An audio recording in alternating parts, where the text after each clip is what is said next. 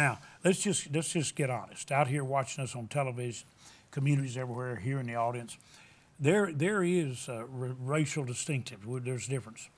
There is a lack of opportunity a lot of times in the impoverished areas, and I guess I feel there was something that happened to me that I sense happening. And I don't know that the only way I can explain that I didn't grow up with resentment and resenting the haves and pitting them against the have-nots or me as a have-not. I didn't grow up with that bitterness, and the only answer is that when I was a little boy, I stayed with a pastor for a few years that wanted to adopt me but never got to.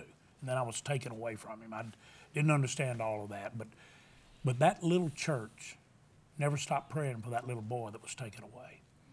And I really believe, and don't ever sell short the power of prayer. You know, you point out that's one of the great kingdom effects when you understand what God's got.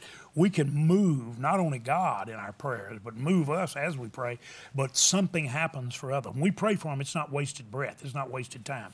I believe people were praying for me, and so as I grew up, I looked out seeing possibilities rather than hostility in somebody to hate or dislike.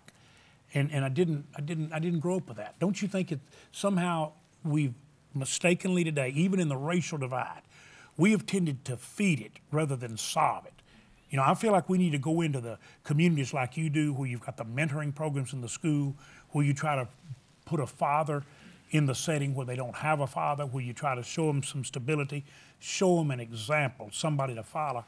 I feel like we failed to do that. We just kind of waited for somebody in Washington to solve it and never gotten involved, so that if Washington really was thinking straight, they really wouldn't know how to walk straight in the middle of the problem.